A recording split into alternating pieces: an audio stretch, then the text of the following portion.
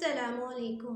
मैं हूँ बिनते अयूब। आज हम बात करेंगे जाहिल आखिर कौन लोग हैं। जाहिल वो तमाम लोग हैं जो सब कुछ हकीकत जानते बूझते हुए भी अंधे गूंगे बहरे हुए हैं। जाहिल लोग वो हैं जिनको कोई हराम काम हराम नहीं लगता, कोई भी गुनाह गुनाह नहीं लगता, और जब आप उन्हें हराम और गुनाह के बारे में बताएं कि मत करो तो आगे से कहते हैं हम अपना देख लेंगे, तुम अपना देखो, हमें ना बताओ कि हमने क्या करना है और क्या नहीं। यानी कि हराम काम जो अल्लाह ने जिन चीज़ों से मना किया है वो काम करते हुए जब कोई उन्हें रोक रहा है, हक की बात बता रहा है, तो वो उसे कहते हैं कि हमें ना बताओ, हम अपना देख लेंगे, तुम अपना देखो। यानी कि सब कुछ जानते हुए भी, सब कुछ समझते हुए भी वो अपने नफ्स के हाथों आकर हराम काम को नहीं छोड़ते। और यहाँ बात मैं कर रही हूँ सिर्फ हराम कामों की जिनसे अल्लाह पाक ने मना फरमाया है। और कुछ लोग आके कहेंगे कि हमने तो तुम्हें भी मना किया, इसको भी मना किया कि यहाँ पे लड़कियाँ आकर बात नहीं करती, सोशल मीडिया पे नहीं आ सकती, नकाब करके नहीं आ सकती।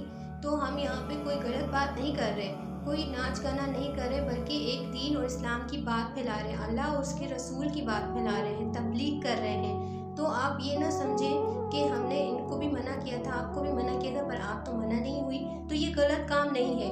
मैं गलत बातों की, गलत कामों की जिनसे अल्लाह पाक ने मना किया है, जो हराम है, उन बातों की बात कर रही हूँ, ना कि किसी और चीज़ की। और ये बात किसी औरों के लिए, किसी गैर के लिए नहीं कही गई, बल्कि एक मुसलमान के लिए की गई है जो कलमा पढ़ता है, जो मानता है अल्लाह को, जो मानता है हराम हलाल को।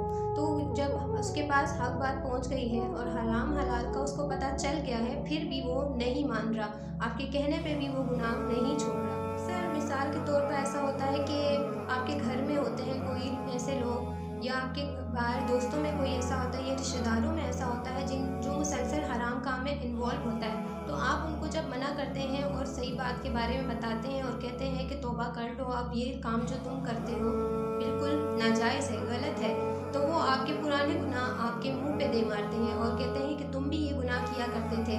तो आप उनसे ये कहें कि अल्लाह पाक जब आप किसी से तौबा कर लेते हैं अपने पुराने गुनाहों से, तो अल्लाह पाक उनको माफ़ फरमा देता है।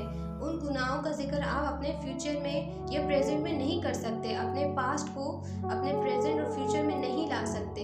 यानी जिससे आपने तौबा कर ली उसका जिक्र आप किसी से कर भी नहीं सकते, अगर आपसे कोई पूछ भी ले तो आप उनको ये बताएं कि जब आपने तौबा कर ली तो इसका मतलब अल्लाह पाक ने आपको माफ़ कर दिया, आपके गुनाहों को धो दिया और आपने वो गुनाह छोड़ दिया है। तो अक्सर आपको जो आपकी नेकी होती है आप पर भारी पड़ जाती है।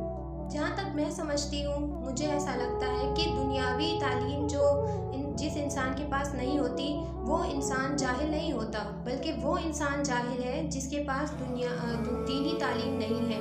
उसके पास घर में कुरान पढ़ा है, बड़े हैं घर में, उनसे पूछने वाले, उनसे जब आपके इर्द गिर्द जो आपके दोस्त हैं वो आपको बता रहे हैं, हलाल के बारे में बता रहे हैं, गुनाहों के बारे में बता रहे हैं कि ये चीज़ गलत है और क्या चीज़ सही है, फिर भी आप उसको दरगुजर कर रहे हैं। तो जाहिल लोग दर हकीकत असल में वो ही हैं जो इस्लाम में आने के बाद भी अपने आप को एक ऐसी तरह से, इस तरह से ज़िंदगी गुजार रहे हैं जिस तरह से कोई जाहिल हो।